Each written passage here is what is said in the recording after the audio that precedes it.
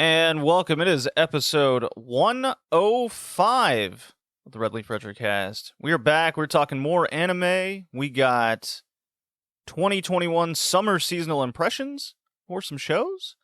I have a movie review since Tori in the last episode did a nice little Demon Slayer review. A couple people disagree with you, Tori.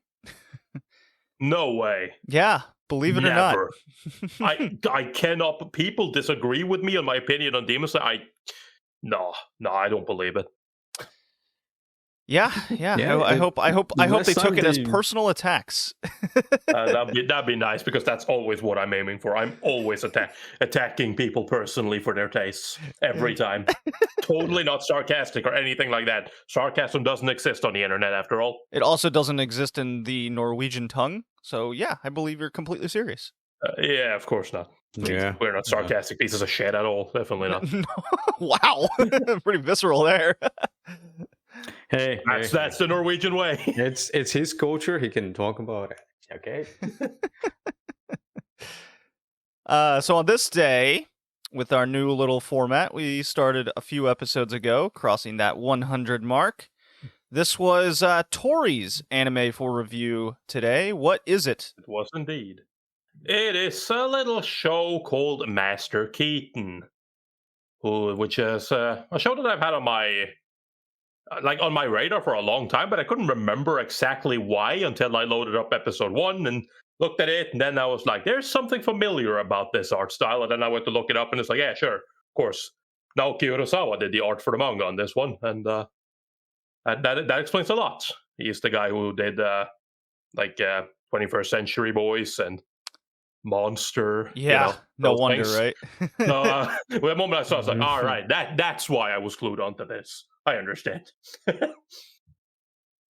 Yeah, so that's what we'll be reviewing later in the show after we get through our little impressions and a movie review that I have. You've been watching the Olympics, guys.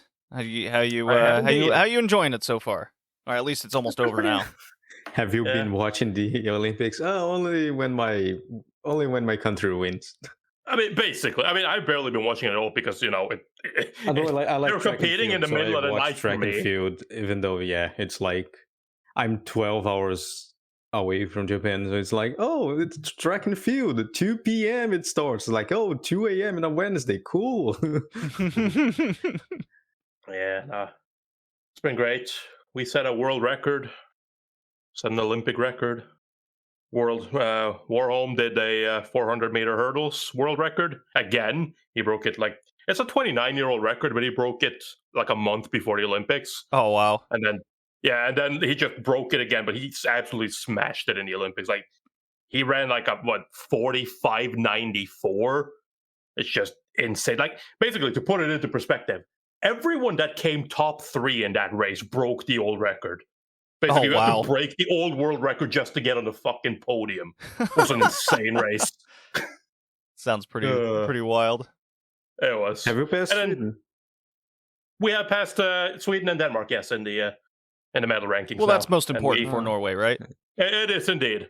We don't have more medals than them, but we have more gold medals than them. That's why but we still have bronze to play for in women's handball. So we can still get more medals.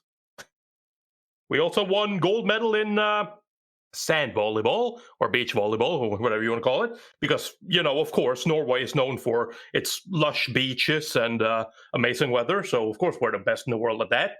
That totally makes sense, but we have been for a while. And now we won the gold medal as well, and in the Olympics. And today also, Jakob Ingebrigtsen won gold medal and set a new Olympic record in the 1,500-meter sprint. So, hey, how about that? The Sprint Nation of Norway is coming up. Sprint Nation of Norway, right up there with the beach volleyball. Right?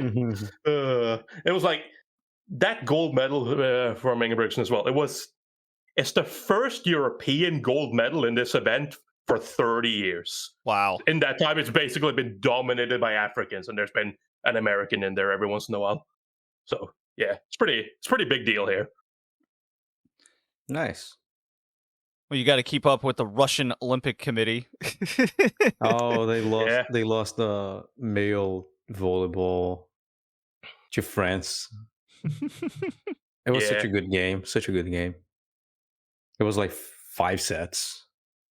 Like France opened 2-0. The Russians got a comeback. No, they're to not the 2-2, Russians. They are the ROC. Got to get this right. Yeah, the Russian Olympic Sorry. Committee.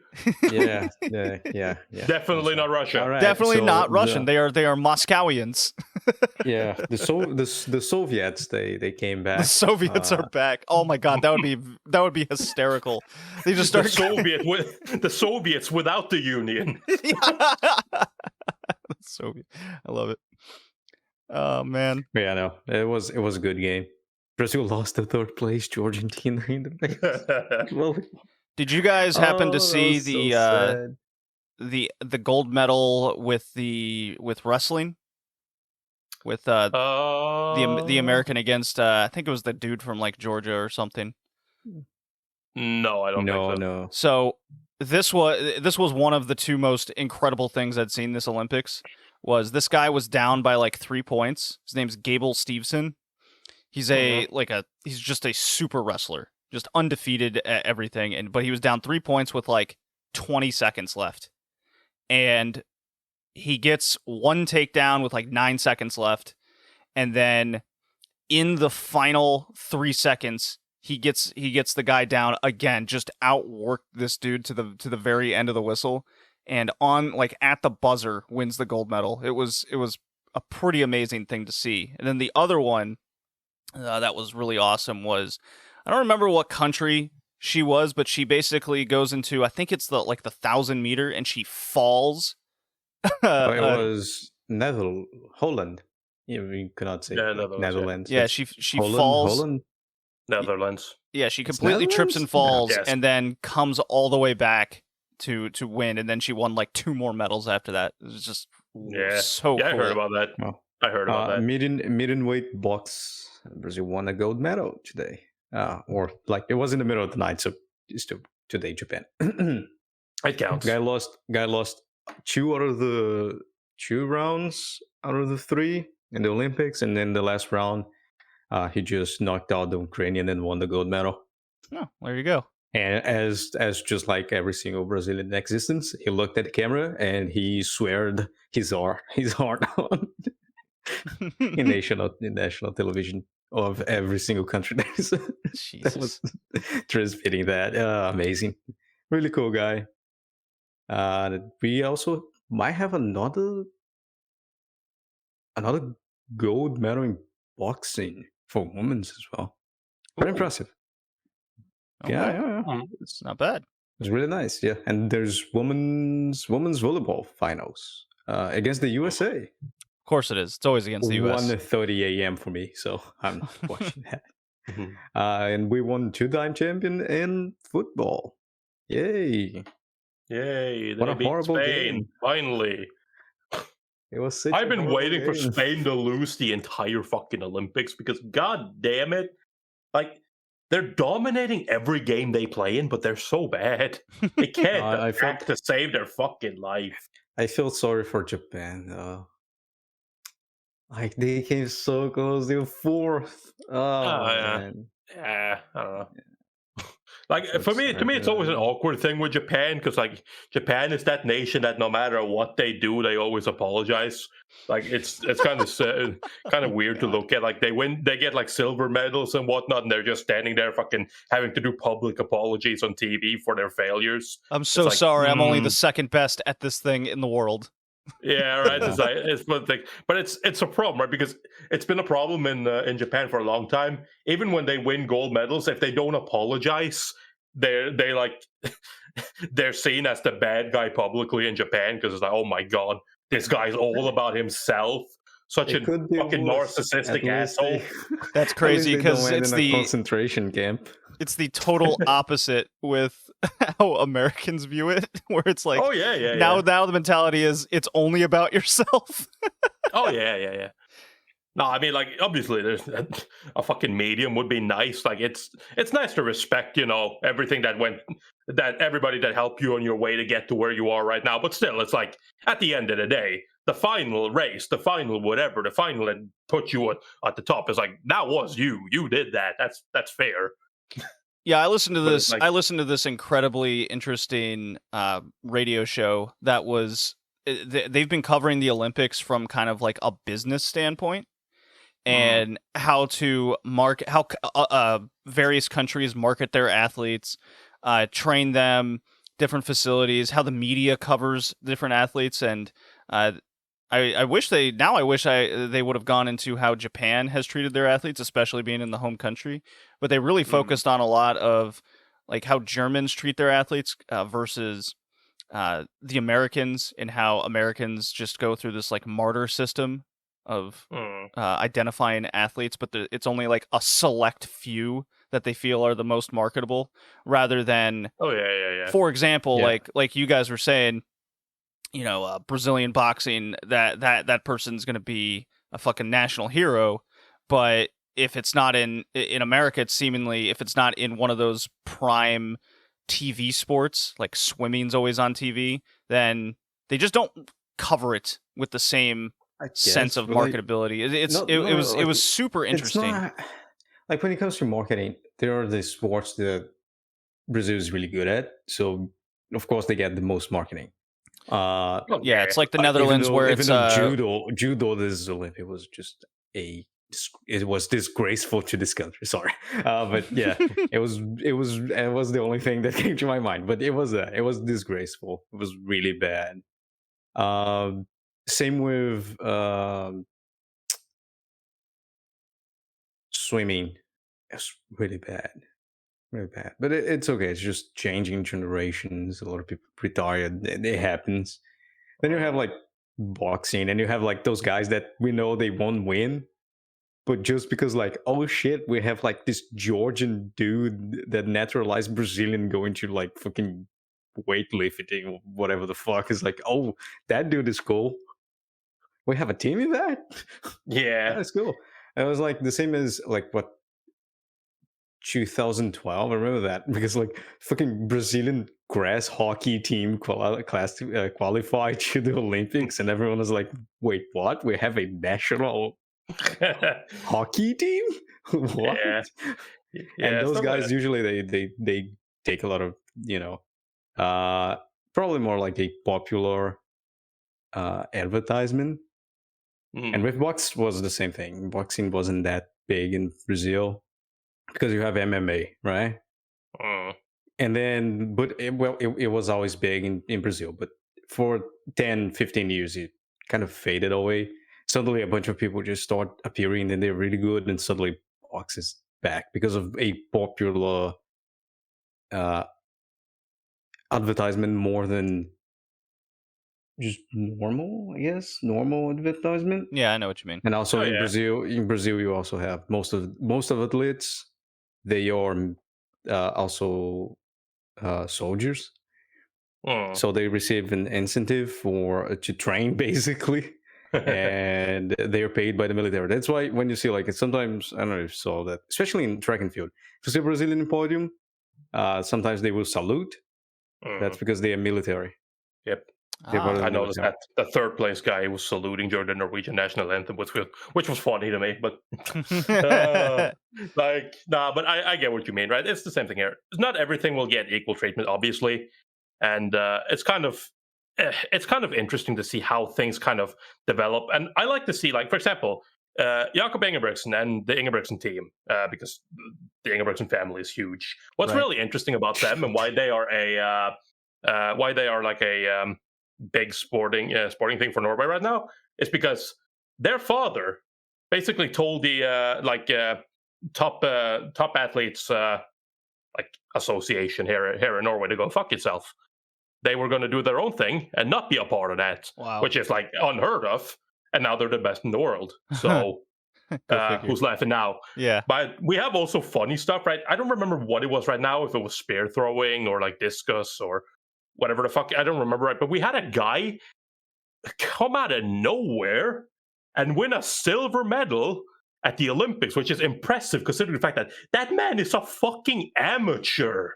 He can't practice, like, he works on the side because he can't practice his sport professionally because it's just not a commercial sport in Norway. Right. And then he just goes and wins a fucking silver medal, and it's like he did an interview and he's just like, what do you hope to achieve now? He's like, I just hope that they will finally pay attention to my sport in this country. And I'm just like, you know what?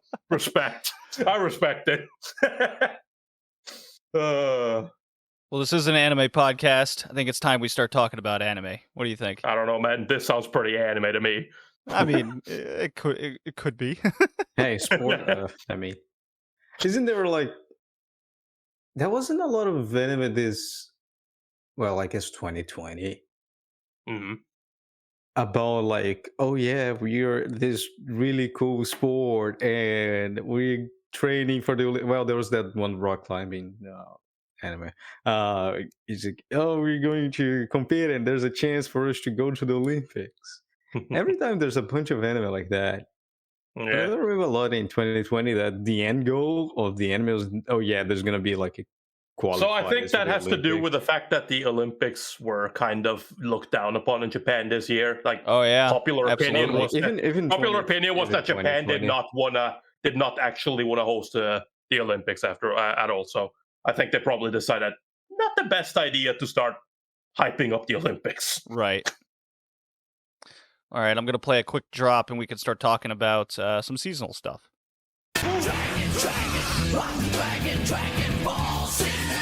All right, so before we get into the seasonal anime, I watched the Made in Abyss movie, the third one. The English title of it is Dawn of Deep Soul. And I just kind of... I don't know what made me... I think it was the release, the Blu-ray DVD release that's coming out soon. I was like, man, I finally got to watch this thing, and it was the realization that this was a sequel. It's not a recap movie like the first two, because I thought like all three of these were recap movies, but the third one's a true sequel to it. So that was just like, holy shit, I got to watch this thing immediately. And it's how long was this? Hour and 45 minutes, so it's not like terribly long. But it definitely lived up to what I wanted it to be. You guys haven't seen this, right? Not yet, no. No. So, for the record, did you guys enjoy the Made in Abyss season? Yes. Nicky? What? Did you enjoy Made in Abyss, the TV show? I did. Yeah. It's very good. Yeah. Just that. I believe amazing. Yeah, I believe we covered it, and we all had it kind of at like anime of the year type contention there. If I believe we actually had it win. I mean, if I'm not mistaken, that came out in the same season as Land of the Lustrous, so I know which one was mine. Okay, all right.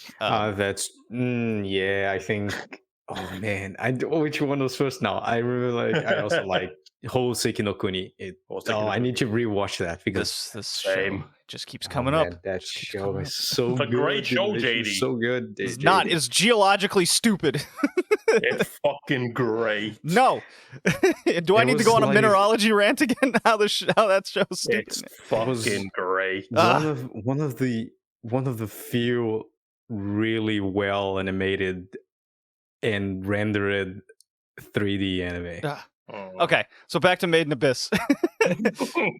You guys got to watch this movie, the Dawn of Deep Soul. It is phenomenal. It is the exact tone, feel, tension, fucked upness that the first season had. It is a must watch before you watch the second season that's eventually going to come out.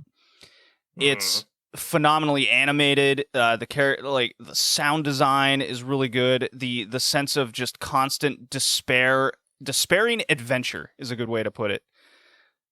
So do you guys remember? I'm not going to spoil the whole movie, but I will get the what it's about. Do you guys remember the fucked up science dude that turned the children into like glob monsters? And how can I forget, JD? So his name is what was his name? His name was Bondrewd. Bondrewd. His name's Bondrewd, and the whole movie focuses on our two adventurers basically encountering Bondrewd head on because his base of operation is right at the gate to the 6th layer of the Abyss. And it's kind of a once you go through, you can't turn back kind of moment. So, and it's it unlocks the story of kind of what Bondrewd's purpose truly is, and why he's kind of insane. And it just so happens he has a daughter, and the daughter's name is Prushka. not a Russian Olympic Committee name at all. The not Soviet Union. So Nanachi, Rico, and Reg they befriend Prushka and try to figure out like what Bondrewd's true purpose was. You find out kind of what Nanachi's connection to Bondrewd further was after she got turned into Rabbit Girl. And just how, because if you remember, there's like sacrifices that need to be made or done or be careful in the Abyss, and there's just like creatures that will just murder your ass in 2 seconds. Like there's these scorpions that you are introduced to immediately that if their stinger gets into you, you basically melt. That's nice. Unfortunate. Yeah, it's like, ooh, that's not good. And then the movie starts off with Reg and Nanachi and Rico in like a field, and it's very beautiful. But then they start like seeing corpses and like, what's going on? Basically, yeah, I love how Made in Abyss has done that the entire time. Maybe when it first came out, I was like, oh, look at that, so cute, and then just immediately like, whoa, hold on, that's fucked up. Yeah, and the fucked up thing is there are these insects that reside in the fields that look like leaves or blades of grass, and what they do is they enter your body and eat you from the inside out, basically keeping you alive. Oh man! And then they repopulate. It's like, this is some fucked up shit, and like that's the first thing in the movie too, and that's not anywhere near to how fucked up like this like what ends up occurring in this movie. Like Bondrewd is even more insane than you think he is. The depths and levels what this guy must do and wants to do for the purpose of the Abyss.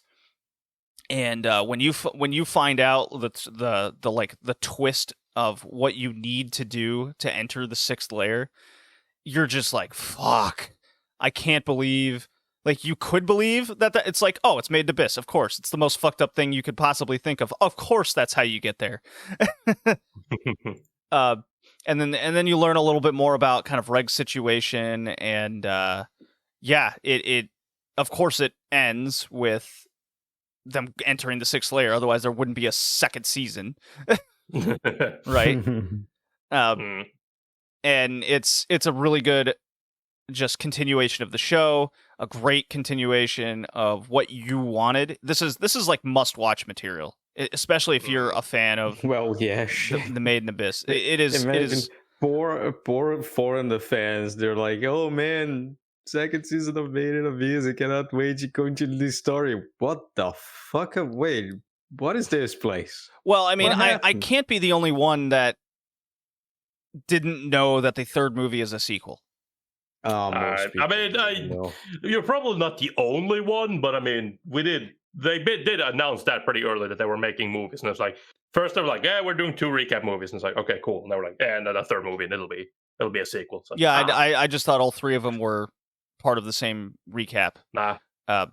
So I gave the movie a 9 out of 10. I thought it was that damn good.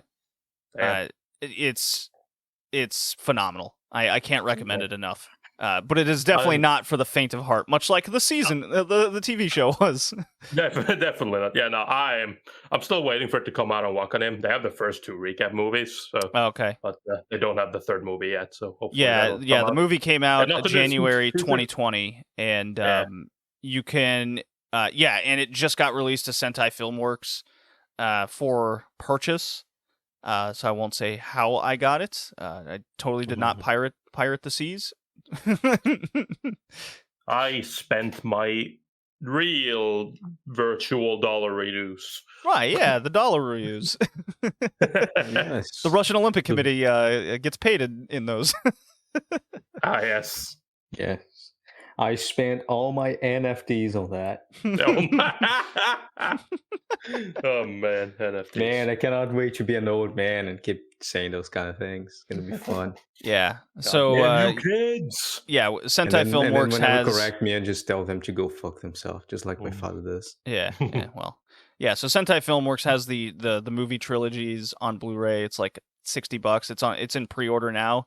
I'm probably going to wait until, it's actually out on that site to buy, cuz I'm buying this movie immediately when it's officially released.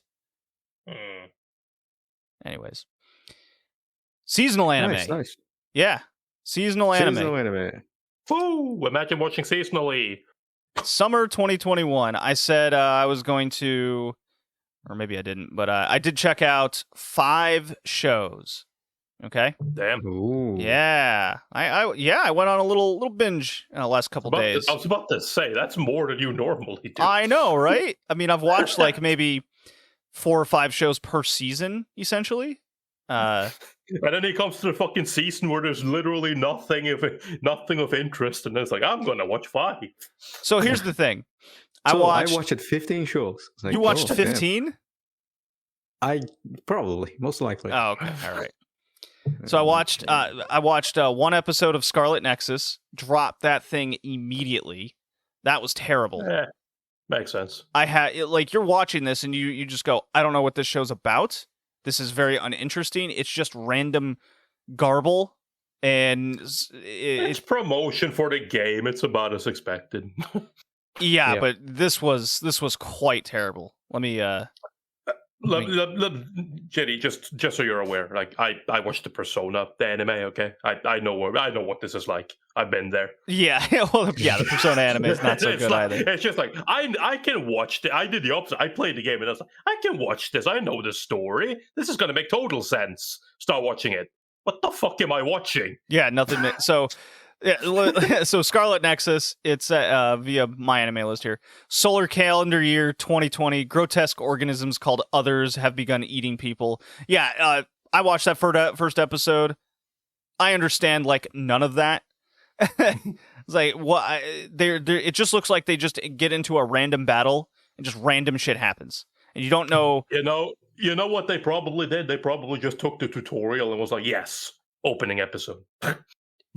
Oh my god, you're probably right. Not even, because the tutorial is the synopsis of the game. I guess. They skipped that and they were like, so when the anime just suddenly. So anyways, you gotta go in and attack. Remember to press the X button to unleash your what now? It has the tutorial. Like, I can do this game. It's just an RPG style beat 'em up game. I can do this. Skip tutorial. So, okay. So you have telekinesis, and you need to fucking make a neural link to your NPC to have special attacks that change depending on the combination of the button. It's like, well, I see. Let me just go back and do the tutorial. I'm sorry. Anyways, all the characters have these. You need the tutorial for this game. All these characters have these psychic abilities, and it's not animated well. The colors are terrible. There's nothing really redeeming about it other than it's very below average, even if you've played the game. So I dropped that. That was an easy decision to do. I checked out the first episode of Sunny Boy. That is as advertised that you guys said. It is weird. It's very strange, but it's very interesting. I'm definitely interested in it. Butts. Just every single time. Poor what is that guy? The first one, the leader. At the end, where he strips and go to frog jumps. At the end of the first episode. Oh man. Yeah, what was his name? I think they call him Cap. Yep. I think it's Cap. Like, yeah, oh, he's like you the baseball you dude. And cannot he, do, yeah, you cannot give me any more punishments. Grabs fucking metal bat. I was like, oh yeah, oh yeah, shit's about to go down. yeah, he just fucking whacks the dude, and they're like, "You can't do that. That's against school rules." And then they go punishment, and then he immediately strips down and starts doing exercises. Yeah, the frog jump, Yeah. the little crouched. Is it frog jump? That it's called? Or Yeah, is it sure, why not? rabbit jump? Rabbit jump. I don't know. That thing hurts. So the premise lot. of Sunny Boy is essentially a school is now in another dimension. They're surrounded by this like black void, and just weird shit happens where you can.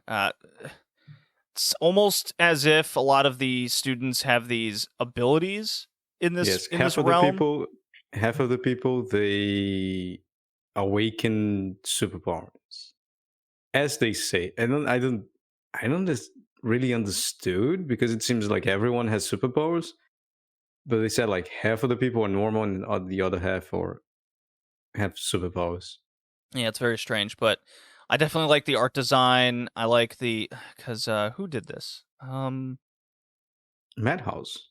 No, I know Madhouse did it. Here Oh, we go. the arts. Yeah, the Hisashi Iguchi. He did the character design for a lot of shows we've covered, like Perfect Blue and Ryujin Z. Yep. I think there was something else And he's the studio. Hold on, this man has something. Shingo Natsumi. He's the Aka 13 guy. Yeah, he looks like he was the perfect pair for Satoshi Kon, basically. Yes, And that's a good way to put it. Just went and fucking died. Yeah, so Because it's Perfect Blue is just, ooh, man, just that there. Oh man. yeah. I will be continuing Sunny Boy. That was the most interesting show from the season that I saw. I also watched okay, and then these are kind of in the realm of just battle shonen stuff. Battle Game in 5 Seconds. It's a kind of tournament show. Kids are like kidnapped randomly, and then they're each given a unique power, and they essentially fight each other 1v1 and whatnot. Your main character is super smart, and he has to kind of manipulate people for his specific power. It's action. It's not a great show by any means, but I'm into it. I watched Nighthead 2041, which is another psychic type show. And this one's more... this one is full CG, so it's very much kind of Knights of Sidonia, Ajin type animation and character design. Takes place in 2041, after like World War III or whatever, and people are unlocking psychic abilities. And the military wants to control that, to maintain order. And there's a big... No way. Yeah, there's a huge dystopian effect to it, like thought police. You can't have any religious beliefs, those kind of things. And our two main characters are kind of... they're psychics from way back, and they've finally been released to the world, I guess, and they're constantly on the run from the military. And they got some really unique kind of powers and it's kind of almost like Running Man in a weird way. So not a great show, but I'm interested for my fandom and I will continue watching it. What the fuck? What's up? Nighthead 2021 is based on Nighthead Genesis, which is a fucking 24 episode show from 2006. Sure. Which is based on a manga. Okay. That was just weird. I wasn't prepared for that. I wasn't prepared for fucking like, yes, you know that show that you didn't watch back in 2006? Yeah, there's a new version of that in CG. Like, oh, is that what this is? Yes. Oh, how about that? Okay. Welcome to 2021. Weird shit. Yeah. All right. And then my favorite show from the season was the Idaten Deities Know Only Peace. This is like 100% a battle shonen show. The difference is that the main characters are all deities with, godly powers, and they have to fight against demons, and these demons have now taken on human form, basically, and have human intelligence. So they're trying to, I guess, take over they're trying to take over and destroy the world, basically, because they're demons, and the gods, because they've these new gods have only known peace, basically, their entire existence. They are not as strong as they probably should be, and it's by Studio Mappa, so it's like, I love the animation to it. I love the character designs. It's got a weird sense of humor to it that I really like. A lot of blood in the show. A lot of limbs getting fallen off, crushed.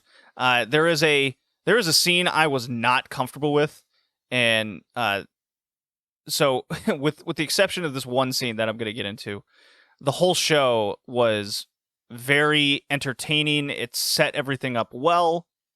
It was they didn't try to overdo anything like structurally wise for the show and how the story was going to be told. It just really focused on what it wants to be, and that is just a fun, kooky interaction between these gods kind of messing about, and the demons just want to destroy things. So the scene that is definitely not definitely uncomfortable is there's this priestess, and she straight up gets raped by like 7 military dudes from an invading country. And during this scene, it keeps cutting to like children getting bullets and slaughtered, and family and home. So I get the idea that they were going to, but they didn't need to show as much of this priestess getting raped the way she was. They could have just violence, Jack. Yeah, it really brought back kind of those Goblin Slayer discussions when episode 1 of that first came out. I believe the idea is this like sense of despair and people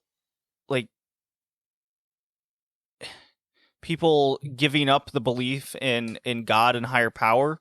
I think that is what gives birth to demons, I think that's what they're going for. I'm not sure on that. Maybe something happens. Maybe she turns into a demon. I'm not positive. It hasn't really explained what the purpose of that was, other than kind of shock value. And if it's just going to be for shock value, I don't approve of those tactics. I think you gotta, if you're going to do something like that, establish a story around it. Otherwise, it's just it's kind of dribble, to be honest.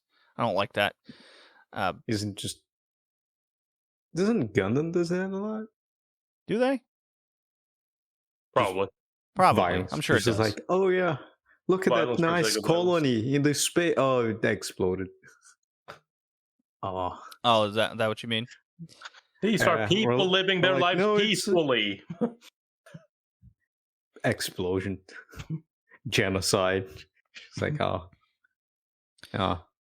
here, you little orphan, strap this bone to your back and run towards that robot. So who's the director? The character designs are really cool. Let's see. The director of this show is Saime Kidokoro. And let's see, he was an episode director for a few. March Comes in Like a Lion, Katsuki no Yona. Okay. Assistant director for a show I've never heard of. He does like, I'm looking at this director, he just does like scattered episodes. Okay. For a variety of shows. Yeah. Probably his full show then. But yeah, Idaten is definitely my favorite show of the season, and that's the one I'm looking forward to the most. There's my seasonal impression update. So I only dropped the one show out of all the ones I tried. It's a pretty good hit rate for me and my fandom. Damn. Yeah. I had the least amount of shows I had in a long time. Ever since the end of college, because I had to work my ass off. Yeah, I have 6 shows. 6. Okay. Right. What are they? Kobayashi second season, Yep. Ugh. because Ugh. I don't have a reason to not watch it, I guess. I- Love Live as well, because I don't know. yeah. I like keeping up with Love Live just to see if they're gonna do something different. That is not saving a skull. Finally, well, the last season they weren't, and this one they are not again. So that's good. There's still the chairman that doesn't like school idols becoming a school idol, but that's fine.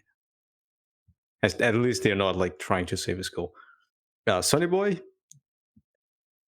Shiroi Suna no Aquatope, the Aquarium PA Works show. Yeah, that one. Yes. Yes. Yeah. Okay. It's really beautiful. Very well animated animals, especially penguins. Jahi-sama, of course. And what was Tateiwa that one? Moshinderu. Jahi-sama. Jahi-sama? Jahi-sama wa kuji Oh, kenai. the Silverlink show. Ugh. That's a studio I stay far away from. And Tantei wa Moshinderu. Because it sounded fun. Tante wa. Okay, so that's like the third most watched show of the season. Mm. So tell me about And that it's one. quite fun. Tell me about that one, Hickey. What's that one about? Jesus Christ. Good question. Nice. Because like I was Next expecting question. I was expecting just mystery and normal detective things. Okay. But the problem is there's this like dark shadow organization that actually experiment on people and implant them with like bio weapons and they become mutants. Oh. I wasn't expecting that. And the white haired girl is the detective. She gets introduced in the first episode. There's a few elements I don't like about the story, but I'll talk about it.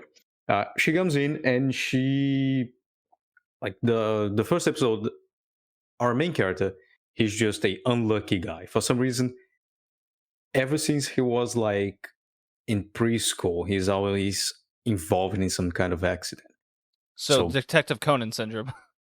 Yeah, assassinations and getting kidnapped, or just being mistaken. Even though he's like in middle school, he gets mistaken by a fucking kidnapper, and then fucking everything happens. So the police even is like, "Why are you here?" It's like, "I don't know. I don't want to be here. Let me just go home." Every single time. And the beginning of the episode is just like that. He was just going to his middle school, and a bunch of guys kidnapped him inside of a black van, gave him a briefcase, an international ticket, and said, "Fly to this country with this briefcase." Mhm. So there he is in an international flight with a A briefcase. middle schooler by being himself. forced. Yeah. That's the problem I don't like. It's the same as Tokyo Revengers. Like, he's too young for the kind of thing. Where I they feel could have, somebody should like- be asking some questions here. It's Yeah, like for your honestly, most of the stories they could. Well, it get explained like why they let the middle school fly. So the plane gets hijacked by a terrorist. Normal stuff. because of course. So the terrorist asks if there's a detective in the plane, and yeah, there is. It's the white-haired girl. I forgot her name. Siesta. Siesta. That's a code name. Of course So it is. she calls him and says, "You come in with me because you're Watson. Let's go." And go, okay, cool. Then like there's a bunch of deduction. The guy says he's gonna explode everything. Everyone kill everyone in the plane.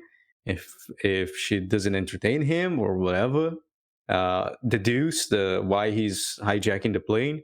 She deduces it, and the guy's like, "Oh, you're actually really true like detective." And she's like, "No, I just knew who you were and what you're going to do. That's why I'm in this plane to begin with." And then the guy it gets revealed the guy was one of the members of this organization that stole a bioweapon and installed it into his head, and now his left ear becomes a tentacle. So there's a huge fight, well animated inside of the plane with guns and shit.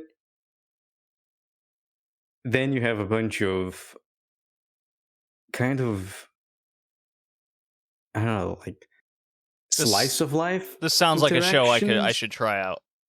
Like a bunch of slice of life interactions between the detective, like middle school or whatever. I'm living alone because my parents live in overseas and whatever. And at the end of the episode, he says, just like what was that show with a huge name from a few years back? Oh, that fucking limits it. I don't know. Are you busy? Oh, Whatever. Do you want yeah. to save the world? Oh, Yeah. okay, all right. The guy revealed, like, I kind of had a lot of fun, but the detective Siesta is already dead. So that's why the show is dead. Tante wa mou shinderu. The detective is already dead.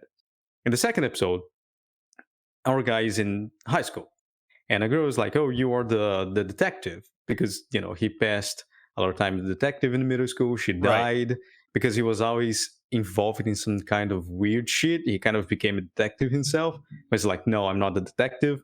I can help you if you want to, but I'm not.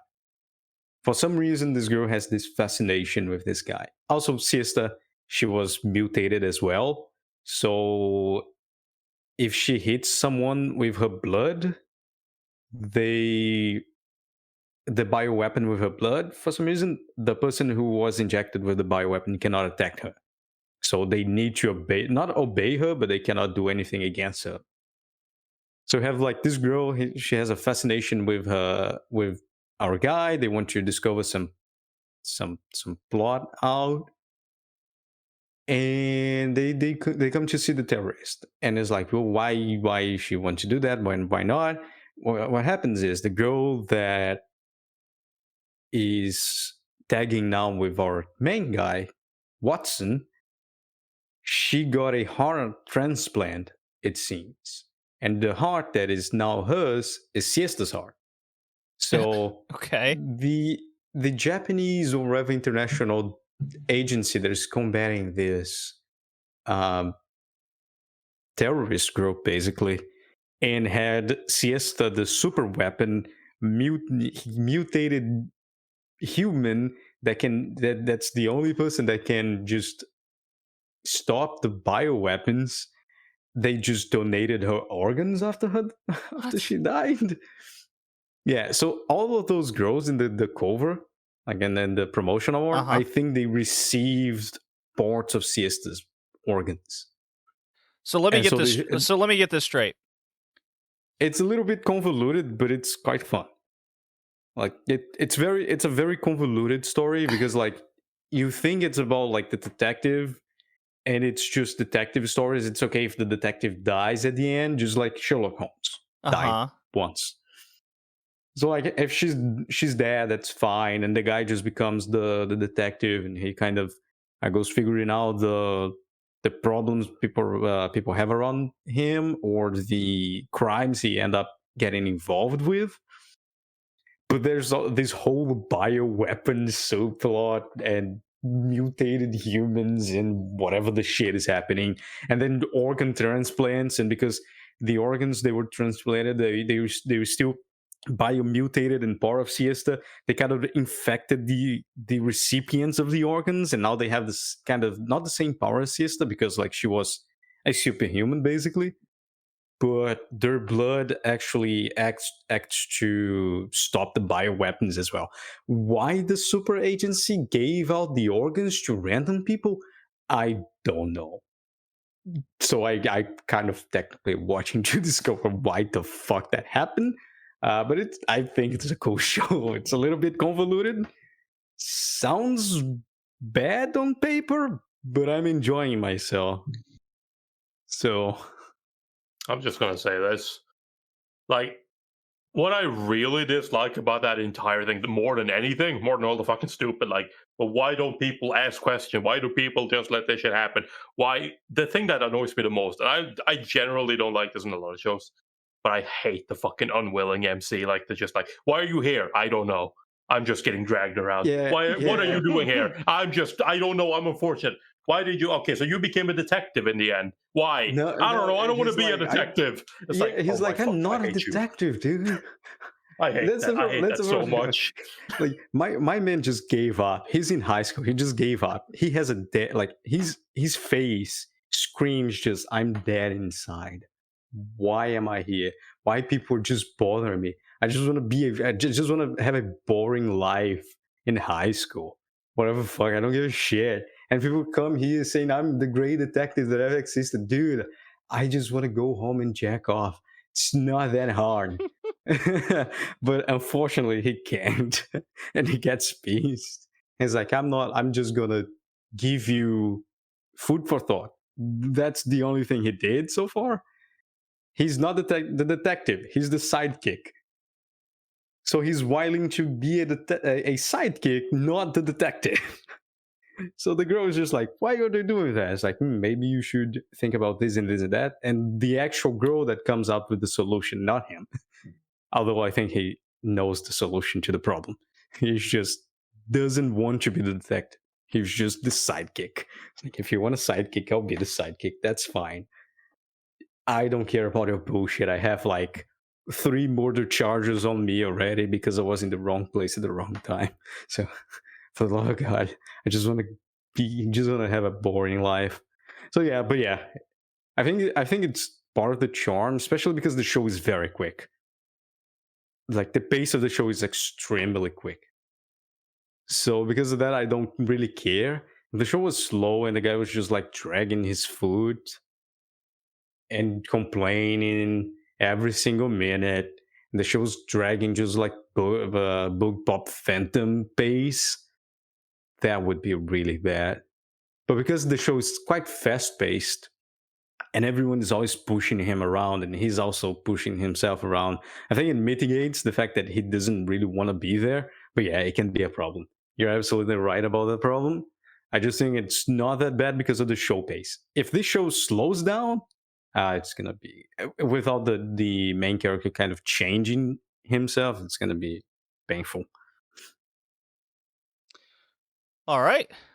Maybe it's worth for me to check out because it sounds wacky and interesting to something I think I could get into. There are certain things that I have a lot of questions about that are kind of off-putting. The pace being one of them, it seems. I think it's fine. It's just that those kind of things, I guess I just grew numb to the. Okay, all right. It's like, oh, of course, the guy's in middle school. Oh, of course, there's a cute girl that went to live with him in middle school. Oh, of course, he's just a middle school student. Just being middle school students kind of it's bothering me quite a lot lately. It wasn't an issue before, but nowadays it's like, I understand they want to be like, oh man, okay. When you write a story, usually the story doesn't start at the start of the book. It starts way before, right? Or the show.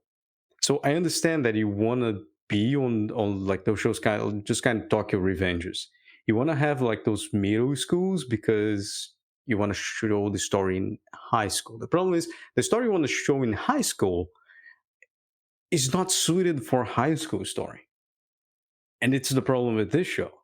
It's like, I understand you want to like show this with people getting transplants from their bio mutated super weapon human cute anime girl in high school, but growing the plot from middle school to have a relationship built is not the way.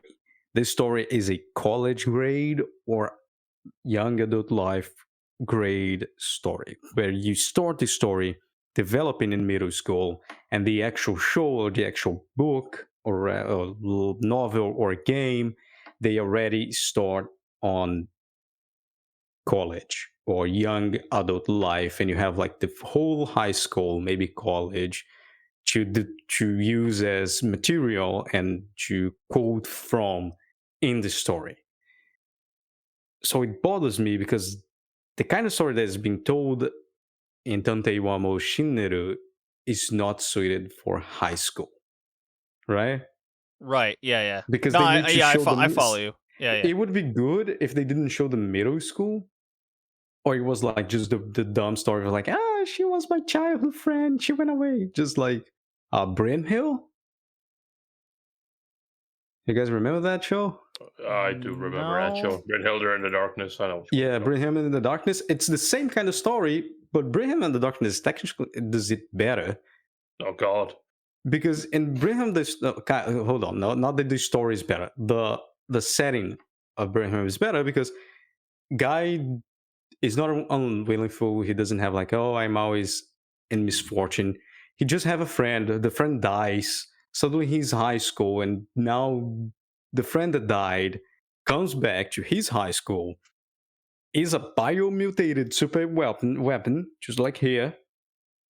And the setting is better because you don't have like that whole relationship and because I'm part of a gang member I'm a gang member at the age of 10 and shit like that. It doesn't have any of that. So the setting of the story, where the story actually begins with high school, it's good.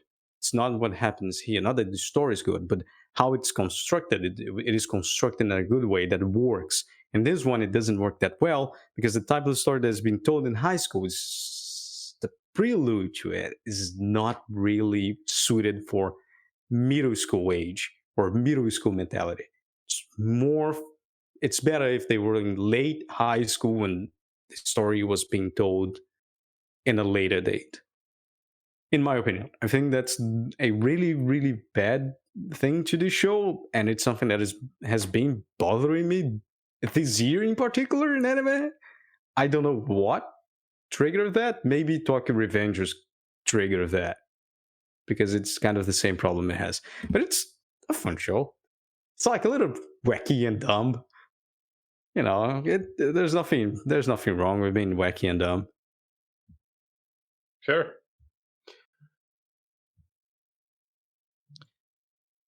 Alrighty. Alrighty. With that, I guess we will move on to Master Keaton. I guess we will. Unless you got some things to add, Tori. Nothing really. Like I said, I haven't been watching any seasonal shows. I'll probably start it. I still have some stuff to watch though. But yeah. Out of the shows that we've talked about, did you hear anything that possibly has caught your eye? So, I mean, yes, obviously Sonny Boy, for obvious reasons. I do kind of want to check out Hicke's show just because the way he explains it to me is kind of bothering me. So I'm like, I need to get like a second glance at this. It's just like, there's nothing wrong with the way you're explaining it, but it's just like the things that are happening. I'm just like, that doesn't sound right. That doesn't sound right. That doesn't sound like. I need a second look at this. It doesn't look the first episode. The first episode, I was completely like the show. You know when the show completely loses you. Yeah. But then it regains you at the same time. Yeah. Because from the first 24 minutes of the first episode. So you take off opening and ending, you have like 20 minutes. Out of the 20 minutes, 15 minutes is a mystery detective show. And a really good one. Mm. And then the bioweapon mutated human happened and the show just completely lost me. And then it just regained me because it was a really cool animation. I was like, okay, I see. It deceived me. Okay, I'll get that L and I'll keep watching this show. It doesn't make sense. It's really, really weird. Yeah. Yeah, no, I don't know.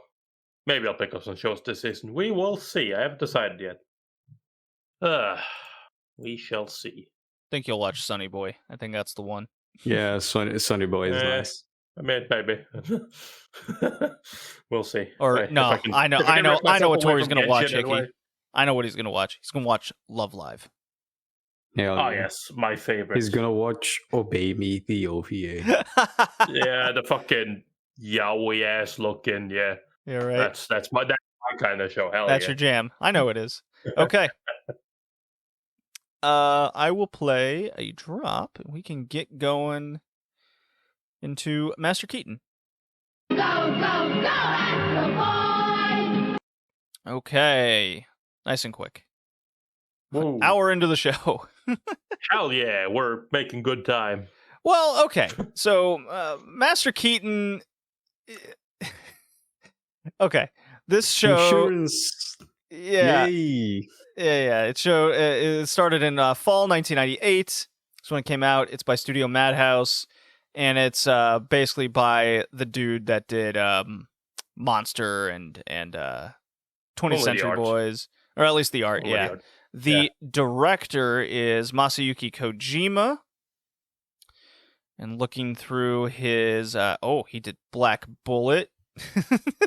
Oh yeah. Nice. And that Black Bullet was alright for a while. yeah, I guess. He's the director of Made in Abyss, so how timely. Nice. Yeah. Nice. Let's see if he did. And he was the director of Monster. Let's see if he Oh did. yeah. He did the storyboard for Chobits. Look at that. Yeah. He did the storyboard for Hajime no Ippo as well. Oh, okay. A little Nice. better. I like that. Okay. What is Master Keaton? So Keaton is a former British Special Forces op, and he's a yeah, that's quite the background. And he currently works as an insurance investigator for this super top, like, massive insurance group called Lloyd's.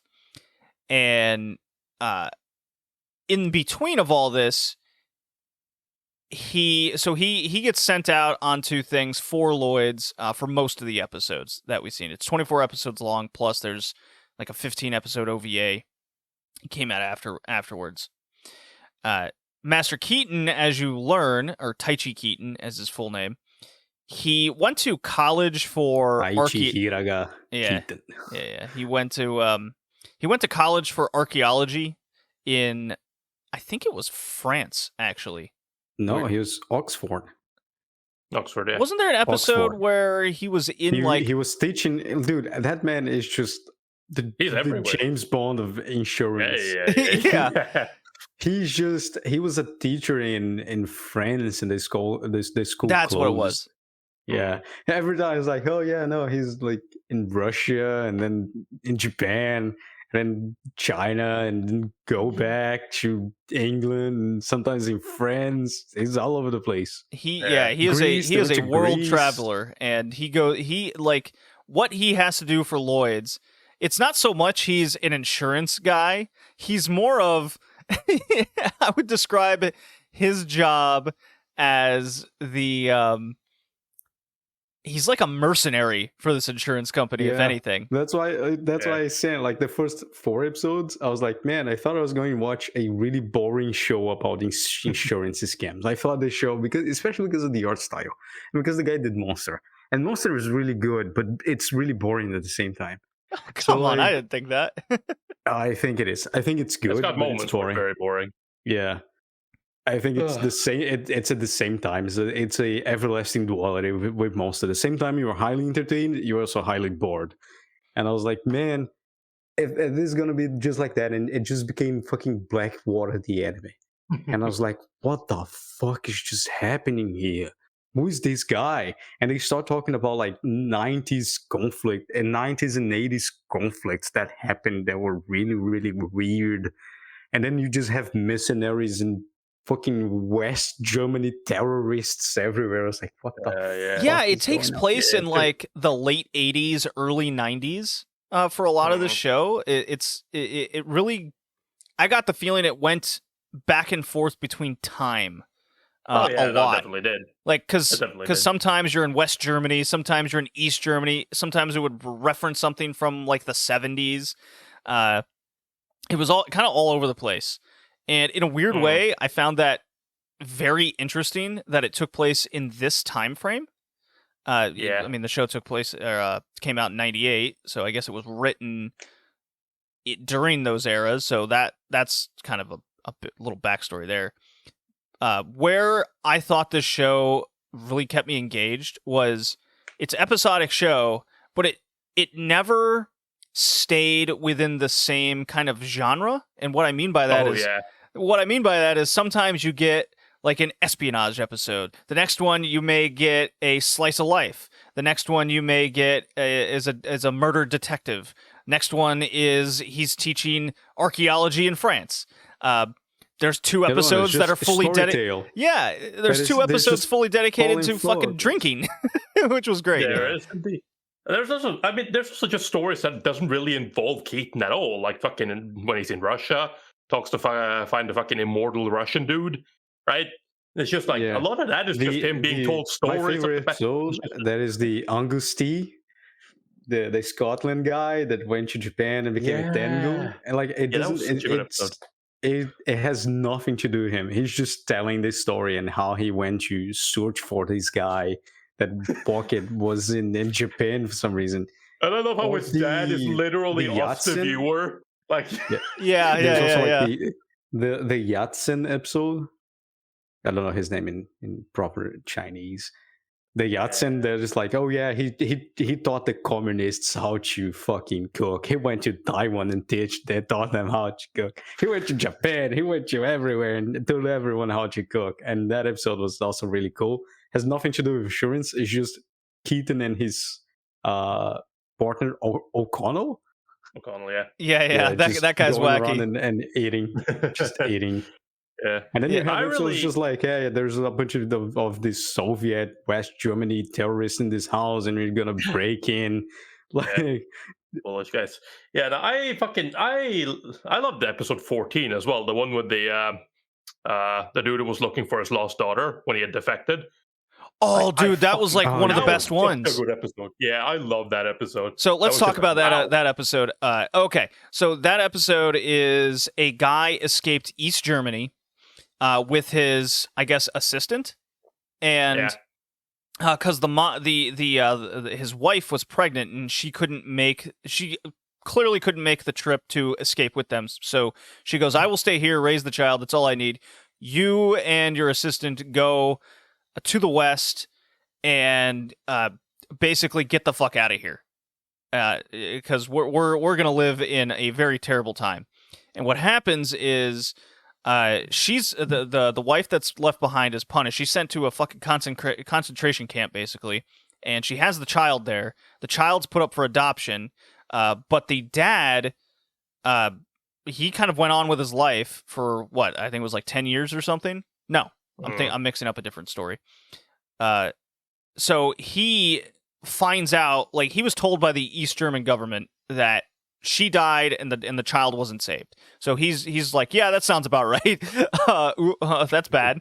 So he has a child with the assistant. He marries her, and then randomly he just kind of comes across this article where she wasn't killed. He finds out that she could possibly still be alive. So this is where Keaton comes in. He's supposed to help him track him down.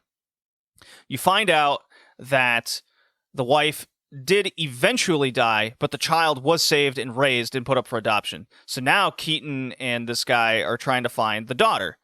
And as things keep unfolding and they put puzzle pieces together, there's a babysitter that's taking care of their daughter, and then you find out that his lost daughter is that babysitter. And I got the feeling, guys, that this chick was gonna like murder the child and then murder the family, and Keaton was gonna find all this.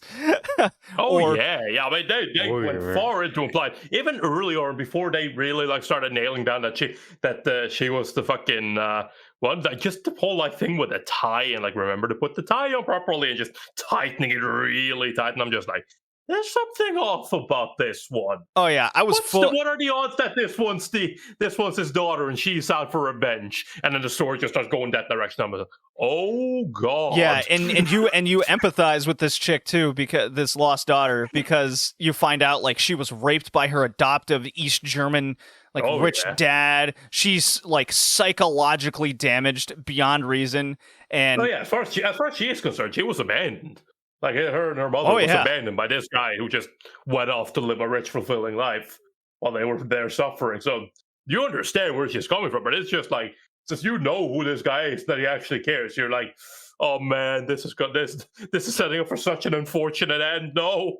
Yeah, I was 100% convinced, like, when Keaton and this dude kind of put the puzzle piece together, along with the bar chick that they came across, like, oh yeah, it was the first time I ever saw her smile.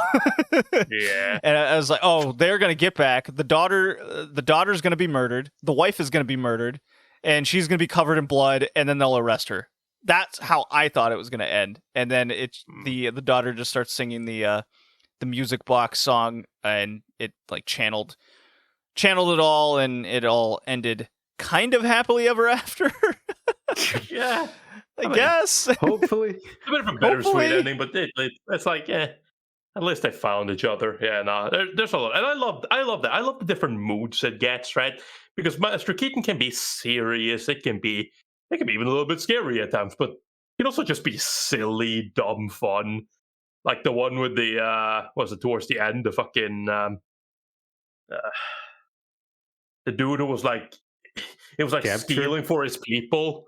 Yeah, the guy he captured was like stealing for people. He was also working with the company, and it was like fooling everybody. And it's just Keaton bringing him back to the police, and it's just that entire episode is so dumb. And I love how it's literally just like Keaton is like, this guy's the guys who treat this dude as a hero. They like show up and be like, "We're gonna kill you, Keaton, if you don't let him go. Do it." And Keaton just just walks up to him, puts his finger in the barrel of the gun while they're at the gas station. He's like, "Shoot, I dare you." The gun is going to blow up, and then we're all going to die. The gas station is going to explode. Everything. They're like, "Oh my god, I can't do that."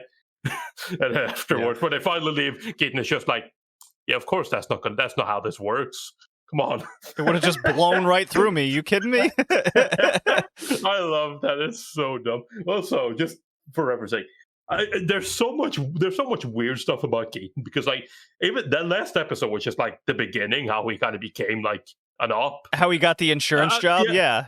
Yeah, and I just was like, he's just there fucking working as an archaeologist part-time within college, and it's just like, at the end, it's just, yeah, by the way, I'm also an ex-SAS, and I'm like, my guy?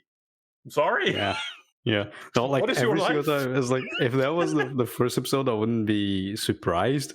But they say like he was part of the Iranian siege, the Iranian embassy siege. And if anyone knows who that is, it's like, goddamn, this guy's like, I don't know why he's out of the military. He would be just top brass. Well, he wants to do his archaeology stuff, and O'Connell basically goes, well, you could do all that in between the insurance job, and he kind of does. So that's kind of his fulfilling life, I guess. He's got a little bit of that, like, I don't want to be here, but I am. Yeah, this is if I had to say like a late 80s show, just this is the one, I guess, because like you have a bunch of international flights and archaeology, and you have still World War II things mixed with Vietnam era things, and modern conflicts in Africa. They talked about the sand wars between Algeria and Morocco, I think. Yeah. That was in the 70s, I think. The only thing they didn't dabble was between like Arabic and Israeli wars. But aside that, like West Germany, East Germany, they even went to the fucking Russian Revolution, because of the immortal Russian guy story. Right? Yeah, that was good. Every single thing. And it was such a good moment in history where you had a lot of things that happen, and it's just this singular point in history where you could still have those stories colliding. The other one being the late 1900s, and hopefully never again. At least not that I would care. Hopefully not as long as I'm alive. We don't have a bunch of those stories colliding. Yeah, one of the things I wish the show did a little bit more of is with the recurring characters. So there's Charlie Chapman, his old childhood buddy in England. I guess he's like a private. No, he's not a private detective. He's I guess his job is, well, maybe he is. Anyways, He is a detective. yeah. He's the best detective in the world. Kind of. Yeah, I think he's next a to private Keaton. detective because he doesn't work with the police like that. Right. Huh. I wish they had Daniel O'Connell kind of show up a little bit more. The Keaton's family stuff was very unique and interesting, where he's divorced. His wife's back in Japan with his daughter, Yuriko, and she's like the most free thinking, not a care in the world type person. She just kind of shows up in France to hang out with her dad. There's one Walks episode up on the roof. Yeah, just kind of hangs that up in the roof, and he's like, all right, whatever. So it's like definitely his daughter kind of situation, along with his father, Hiraga. There's an episode where this school kid is gonna like commit suicide and release a hawk into the wild or whatever, and it just shows their little Yuriko bumps into them, and she just has like an adventure with him.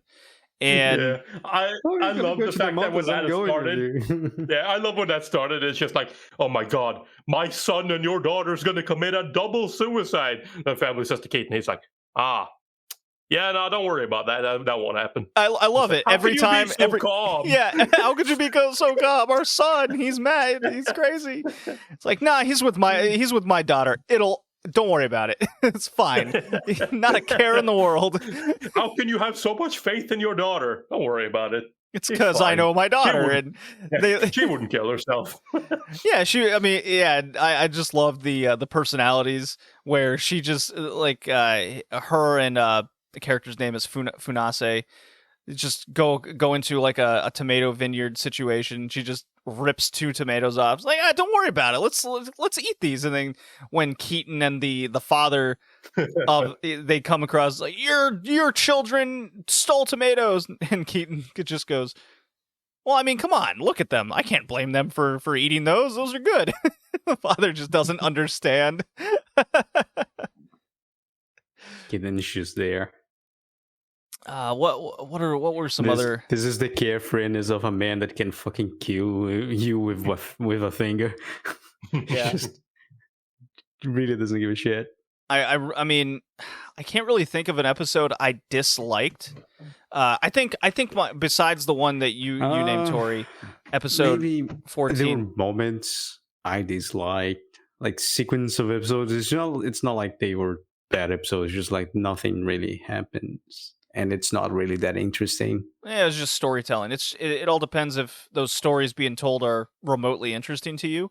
One that was super interesting to me was when Keaton's on a train and an old Saxon German woman sits across from him, and she basically turns him into his or her chauffeur, and it's all the like she's just telling this like wacky old East German story. Or West German story, I forget which one exactly. She's basically derived from royalty, of German royalty, I guess, and it's all about her getting to Austria. I think it was Austria, Österreich, or was it? No, they were going to Switzerland. They're going to Deschwein, and it's just this journey of Keaton like getting dragged around by this woman. He's just like in it for the ride, and how she doesn't have a passport. She doesn't have any of these things. And you kind of don't believe a word that she's saying. She's kind of hiding her identity. And Keaton knows all this, but he's just going with it. And gets her, how they get to you're like, all right, how are they going to get over the border? And Keaton's idea is, let's get trashed and sing. And she sings an old German song. And Keaton's like, all right, girl. You're clearly from... What about her passport? It's like, and she's just like singing a fucking nationalist song about Saxon. And he's like, I think she's Swiss. Like, yeah, whatever. Yeah. And they're like, all right. The 80s. This is the 80s. It's fine. Just go over the border. No big deal. She is drunk. We're not going to deal with it. Yeah, no. I mean, an episode I liked as well, I didn't mention this, like episode 22. The Chateau La Jonche, 1944, the fucking Oh, the vineyard vineyard one. one. Yeah, The vineyard one. vineyard That one. was so like fucking. I was not prepared. I was getting fucking emotional during that episode. I was just like, man, I've never seen somebody care this much about a goddamn vineyard before, but I care. Hide Yeah. the barrels of the wine. fucking, them just running out mid World War II, getting bombed by the fucking Germans. Like, no, the grapes are perfect. We need to. And I'm just like, oh, man. complete the wine. No one could get this great wine because everyone was cowards hiding in their homes. Fucking dude getting stabbed in the neck, hiding from the Germans. It's just like, damn, I was not ready for this. This was way more than I was expecting with the introduction of this episode. Man, when that bottle slipped and broke, my heart just. I was like, I knew he was gonna do it, Yeah, and I thought it was the real one. I was like, same. I thought it was the real one as well. Yeah. Butler just shows up guy's at the end like, nah, just repeating the line he said earlier, and she was like, nah, I've known who you were since before you were born. I knew you were gonna do that, so I swapped it for another one. It's like, oh, my man. Yeah, and then it's just not, and then they nonchalantly just drink it. Yeah. I mean, they did save it for a special occasion, so. The woman's like, "Are you not gonna drink the wine, Keaton?" It's like, I don't know. It's fucking 10 million worth of wine. Are you kidding me? Yeah, he's like, I don't know. What should I do? Yeah, Keaton, you want to pick up the bottle? He's like, fuck no, I'm not touching that $10 million bottle of wine. I understand that so well. I remember like when I was in the US, I was in Guitar Center, right? And I'm just fucking checking out Guitar Center. One of the dudes comes up and like, yeah, no, just ask for any guitar and we'll bring it to you. And then it's just like, yeah, what about this guitar? It's like $10,000. How about this one? It's $100,000. And I'm just sitting there, it's like, no, I'm good. Are you sure? It's like, yeah, I'm good. Yeah, I don't want to risk even breathing on it incorrectly. You're introducing these things to me with their price, all right? The moment you tell me this thing is $100,000, I'm not fucking. I don't even dare looking at it. I'm afraid that my stare is gonna dirty it and lower its value. Yeah. Keaton is such a interesting character. Like, I don't know, he's not carefree. I guess he's just well prepared. I guess it's not that he's carefree. His daughter is carefree. He's just extremely well prepared for everything. Yeah. So it makes for a very interesting character to follow. Yeah, definitely. My favorite episode was the Tango one. That they're just discussing this guy who fought the Holy War in Scotland. Between Christians and Protestants, and then like he did Scotch, then like he goes to Japan, and there's this tale in Japan of the tango, and then like this very English looking dude enters the bar, and his Professor Amada. Yeah, look at that guy. Yeah, it's like, oh, we're waiting for a Japanese guy. That this dude just shows up and it's like, yeah, it's like, what that thing. Yeah, he's like, look at that dude. That his dude dad is just walks up to him and just shakes his head like, oh yes. Yeah, and then like it goes and like the story develops, and they look at the guy start doing sake style whiskey in Japan. Then like they have both bottles because they're both the same recipe from the same guy. But there's a change in the crest in the Japanese one, so he gets married, and then comes Professor Amada that looks as English as it can be, and it's like, oh yeah, no, everyone thinks I'm English because of how I look like. Maybe I have Tango blood in me. I was like, this is the greatest storytelling episode in a long time. The Russian dude as well, they're really good. Yeah. It's like, just go back slowly, okay, just puts the cigar into the tank and just pulls the car towards the guys. the Russian mafia. It's just like, oh man, it's so great. I was so confused when that episode came up. It was like, the immortal man. And I'm just like, oh, come on. Are we actually going to do this? But it's like, oh, I see what's happening here. This man isn't immortal at all, but goddamn, he's got luck on his side. Yeah, right? Oh, yeah. He's just this. Yeah, he gets fucking shot in the heart by a sniper rifle. And it's like, oh, but my diary saved me. Yeah. It's not even his daughter. His father's daughter. Yeah. His His guy. father's, yeah. Oh man, and that is the twist Count. that happens in some of these fucking episodes. They're just I love them. Uh, Yeah, again, it's God. that weird 80s period where it's just like, wait a second. You're royal? It's Right? like, wait, what? Especially something that it wasn't even touched on. Keaton fought in the fucking Falklands War. yeah, Yes, he did. this dude's been around. It was like, Jesus Christ. What a life this guy leads. I want that life, kind of, sort of. There's certain instances, like there's one episode where I was like, I don't envy you, Keaton, and that was the one where he finds this like old military dog trainer just in the woods, Vietnam one. or the Vietnam, Yeah. the Vietnamese guy, and No, he's American. was He he? fought in Vietnam training. Yeah, he Okay. trained special ops dogs for the U.S. Army. Yeah, so what happens is this guy like faked his death, got a bunch of money. Keaton finds this dude and he's like, "Look, you got to return all that money or we're coming to arrest you." He goes, "Okay." And Keaton takes this taxi in the middle of nowhere. And he tells the taxi driver, "Hey, just, wait for me, it's fine."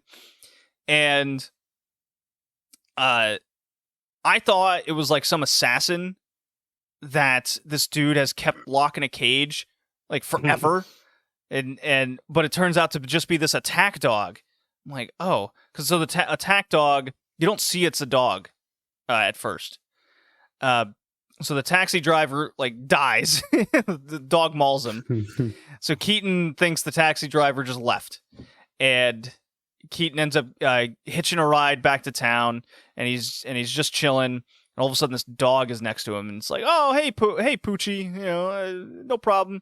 Keaton's like, "Hey, how do I get to the town or the next town over?" It's like, "Oh, just take this route through the river, follow it," and this dog just follows him. And Keaton's like, "Oh, that's kind of weird."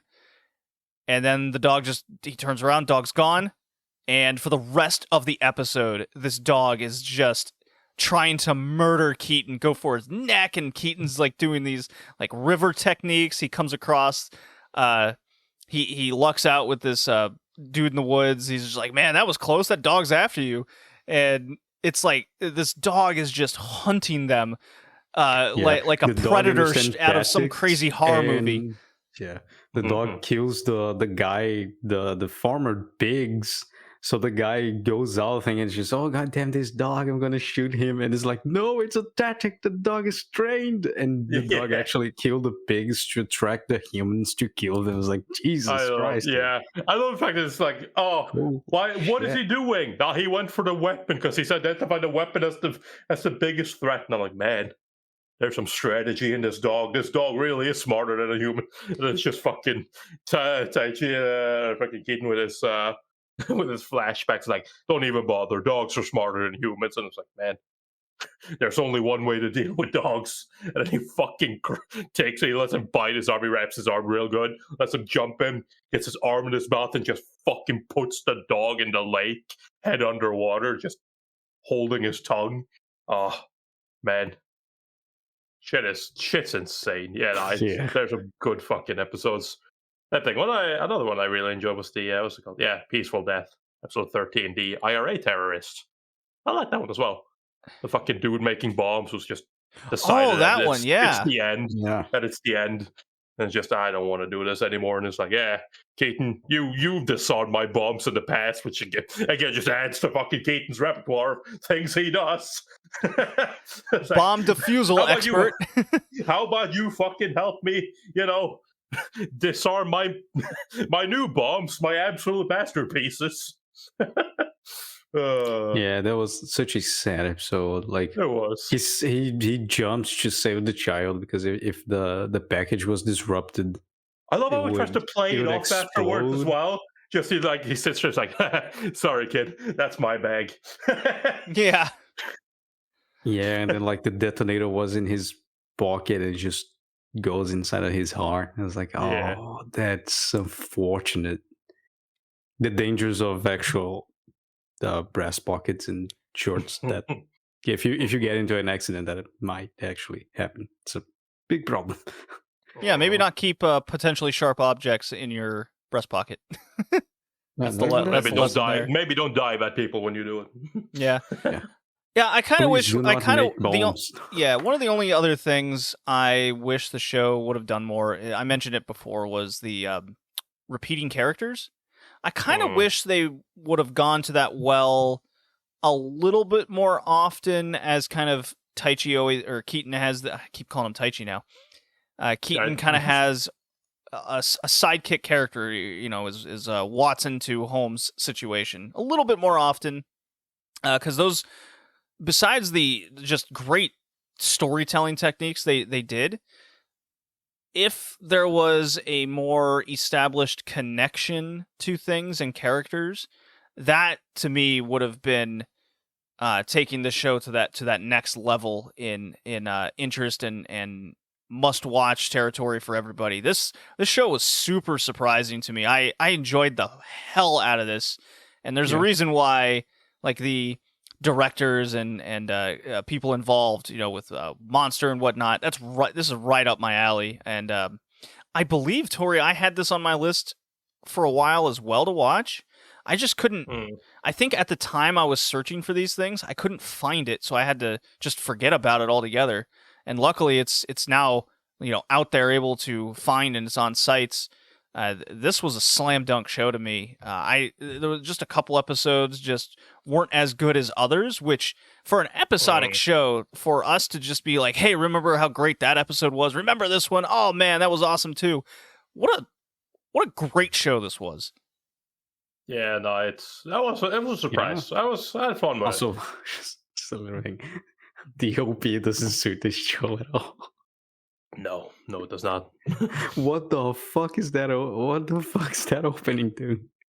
The bagpipes. It's very the weird. Gregorian sings. Yeah. And then, like, at the end, he's with his family, and there's a bunch of animals, and they're just looking at the camera, and it's extremely uncomfortable. And there's fire. Like, what the fuck am I watching? What is this opening? I thought this show was about insurance scams. Right. Not a cult. The second ED, on the other hand, that was a nice one. I like that one. Yeah, it doesn't match. Oh man, great show. Yeah, definitely. Yeah, I guess I agree with JD, because whenever there's a recurrent character, I guess the episodes were definitely more enjoyable. The Charlie second one, the Chapman second one, with the woman that killed both the lover and her husband and buried him in the old rose garden. Yeah. And Chapman is just like, leave her alone. Come on, I got the hots for her. I'm gonna take care of her. And Keaton, you know, he's just like, this bitch murdered him, and I'm gonna figure it out. Yeah. And Chapman's just too love struck to even notice. And I love how that ended, where Keaton just goes, you're not going to France. I'm going to call the police, and we're going to dig up right here in the garden. And then she just goes, fuck! I was caught. Pardon me, it's just like, why did you ever think that was going to work? How the hell did no one fucking suspect this at all? Ah, yeah, sure. Just recently turned the dirt here for no particular reason whatsoever.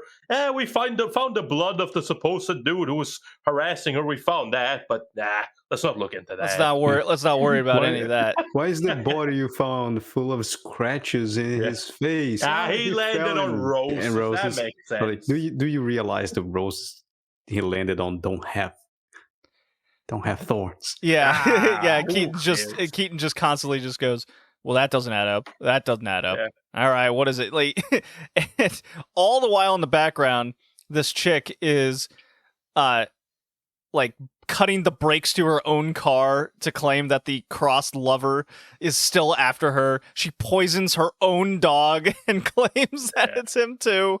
Like, this bitch is crazy. Yeah.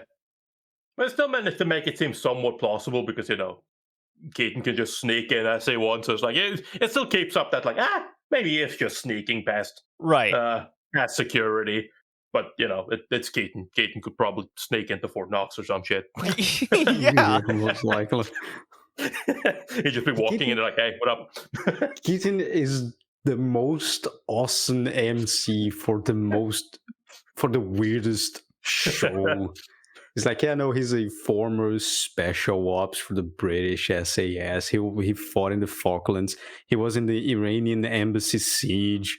He's also an Oxford archaeologist graduate. He's in Oxford, he's in Oxford, graduated in archaeology. My man is pretty much, Jesus, Indiana Jones. And he's working with insurance scams. It's like he married an Oxford mathematician. Had a child who's like the best child ever.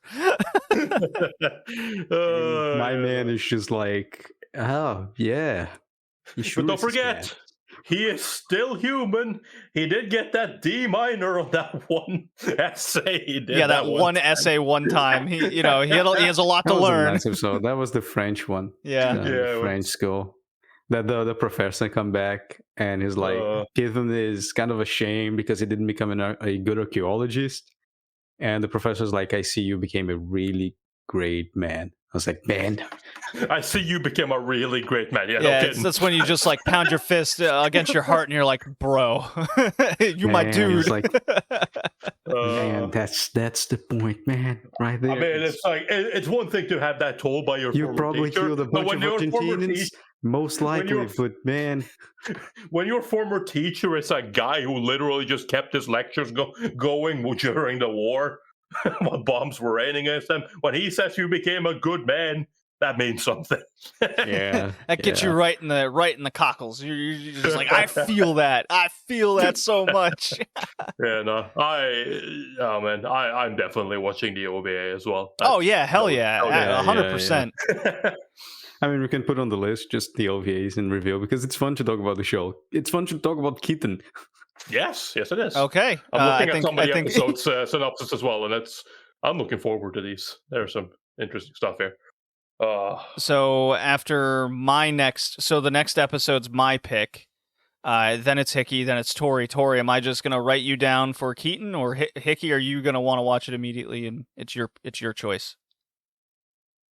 If Hickey doesn't take it, I'll use my pick on it. I mean, I was going to use my pick for Avengers, so. It's okay, Hickey uses his for Avengers, and then I'll use mine for Master Keaton. There you go. Master Keaton OVA for Tori. All right. I'll write that down. Then we watch Avengers and then just clean with Keaton. Yes. Yeah, just clean our soul with our half British, half Japanese Indiana Jones of insurance scams. Man, the show is so weird. Like yes, it is. The premise for the show is so weird. Everything about this show shouldn't work. I mean, again, like JD said, it's like you start off the show and it's like, what genre is this? I don't know. All of them. Yeah. It's all of them.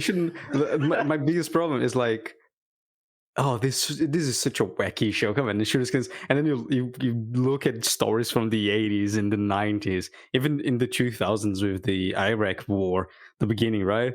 The beginning of the Iraq War is like, oh, those kind of things actually happen. Look at that. Fucking. So it's like it's actually kind of historic as well. It's a historic. Yeah. It's like what the fuck. Oh man, such a nice show. Such a nice main character. I definitely missed. Like when we get a main character like Taichi Keaton, like watching Tokyo Revengers, you really want the main character in Tokyo Revengers, for example, just to be competent in some sort of way. Like, come on, get some Keaton in this guy. That's what I want. Yeah, Master Keaton is one of my favorite main characters of all time now. I love this dude. Yeah, he's up there with Cobra. Yes. Yeah, no, it's wonderful. There's something to be said about main characters as well. It's like they're awesome, but they don't really do anything to be awesome. Like they're just kind of like, yeah, I'm here, and it's like, you've turned into a great man. It's like, I don't know. I'm trying to be an archaeologist, but it's not really working out. Yeah, I need to make money, and this insurance job I've now had for 10 years, as they say, it's living a very fulfilling life. Look, not gonna cut corners here. I gave the show a 9 out of 10. I didn't even question it. Damn. Yeah, no, I gave the show a 7 out of 10. Oh, I enjoy it. Only a 7? Only a 7. I enjoyed it. There were times where I was a little bit out of it, like in the kind of episodic nature of the stuff. It's like, and like you said, a lack of like recurring characters, which means it's like almost every episode is just like, all right, I have nothing to connect anything to, and especially a lot of the episodes where like Keaton doesn't really show up for a while. So I'm just like, okay, what's happening here? What's going on? Like, so it's like a lot of that made me kind of not bored exactly, but like waiting for something, and it didn't always deliver on that. But for the most part, it's like I said, there are some like the spectacular episodes of this where they are spectacular. They are absolutely amazing to watch. Yeah, so, yeah. I think this is one of the best episodic shows I've ever seen, with so many hits and to me technically no misses, just not as great episodes. And that's really hard to accomplish in an episodic show. No, definitely. I can't, like you said, I cannot think of a single episode where I'm like, oh, I straight up did not like that episode. It's like, it's most like, that episode was like, okay. That episode was okay. I really wish we would have seen more of her. Like the fucking, like, I really wish we would have gone more into like the people that Keaton knew in like college and whatnot. That would have been a little bit cool. Stuff like that. Because they have interesting lives as well. They have done stuff. Mm-hmm. And stuff like that, right? So it's more or less like, I'm missing some things there, but again, what is there is just it's good, and I like how they mix serious and silly. Like again, immortal Russian dude who literally just like fucking you think everything he says is a lie, but maybe it's not, and then fucking like how do you earn this man's trust, or how do you earn a fucking favor from this guy? Well, you save his life, and then you give him a piece of fucking cheap chocolate, and he's like, greatest goddamn chocolate I've ever tasted in my life. Man. It's a good show. I enjoyed it a lot. Let's go to the city and drink some vodka. You pay, of course. Of course. Oh, but because of how awesome Keaton is, he should be rich, right? Right? I mean, he's definitely not. He doesn't seem like he's ever strapped for cash. That's for sure. He doesn't, but definitely rich. Like, it seems like it, but simultaneously, he doesn't fucking own a car, or he rented a car once, but you saw how that worked. He has to take taxis, and he has to fucking get fucking hitchhiked everywhere. I don't know how the hell he managed to get all over the world, but I would assume it's probably Lloyd's that's fucking shipping him out everywhere. Oh, absolutely, yeah. Everything, like, it's just kind of like you look at where he lives and kind of his situation, and how it's like the fucking episode where it's like where you got like in the beginning when he's like a teacher and he like never shows up to work, so he gets his fucking paycheck and it's like nothing, and he's just like again. Well, I mean that's like, that's his teacher job. Like, I know, but you kind of get the impression that it's like this man is like, he's not necessarily poor, but like I don't exactly think that he's like super fucking rich, but goddamn it, he has connections. Yeah, pretty much it. Especially like, the kidnapping one, which I think the guy was faking, right? Maybe like the Japanese, the Japanese, the one where it's like, he cut his finger off. I love that's like, you can clearly see he's just bending his finger back. Yeah. I saw that immediately. I was like, that's not cutting, isn't he? Just folding his fingers. Like, yeah, you can see here, he's kind of just folding his finger back, and I'm like, yeah, okay. I'm glad they actually addressed that. if he had cut his finger off, that thing would be in our bail box already. I was like, Jesus, kid, calm he down. Doesn't mess around. He's like, these guys are frauds. They're chickens, but we still gotta treat it like they could murder this dude at any time. Good head on his shoulders. That is a professional. How did they phrase it? That is a professional negotiator, and like a negotiator, he doesn't want to have any of the spotlight nor meet his rescuers. Yeah. He just walks off in the distance. Yeah, and it's like, the oh, how much we're gonna win if you lower the rescue price? And he's like, oh no, I just get my salary. It's fine. Yeah, and then you come to him and it's just like, we're taking you off the case because they can't afford it. And it's like, your work here is done. And he's like, nah, I'm just helping out. This is from my own goodwill. And it's like, oh man, this man. right.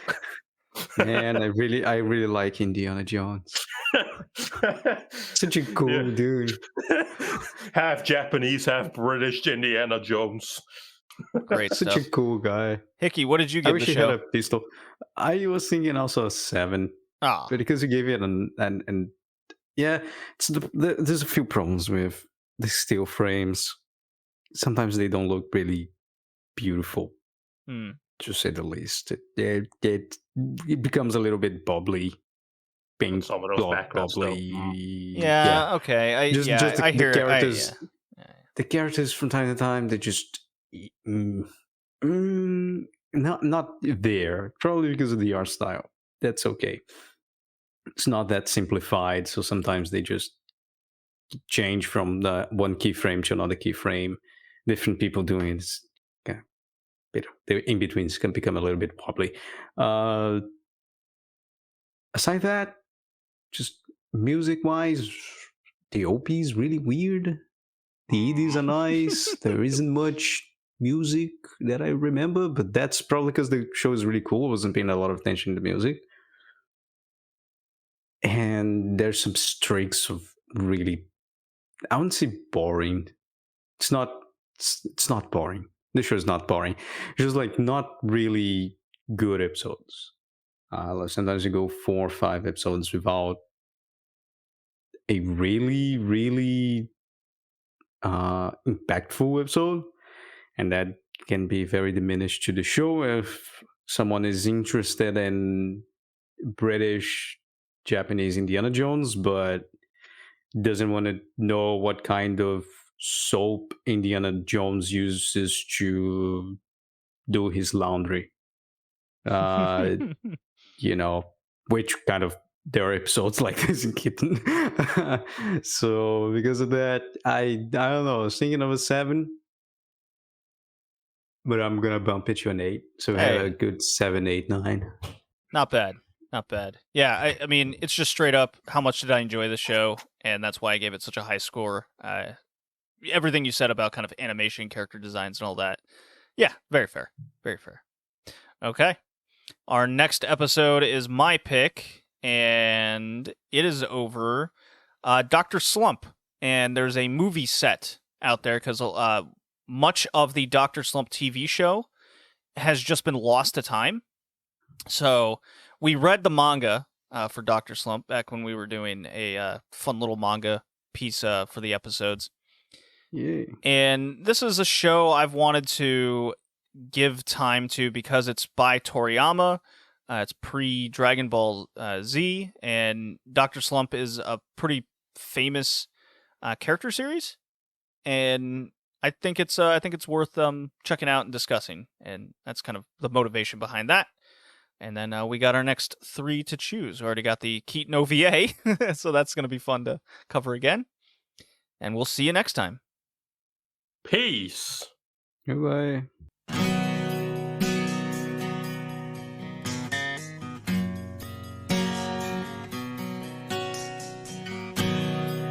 疲れ切っても声も出ないほど自分を切り裂くことはないよあなたは In my mind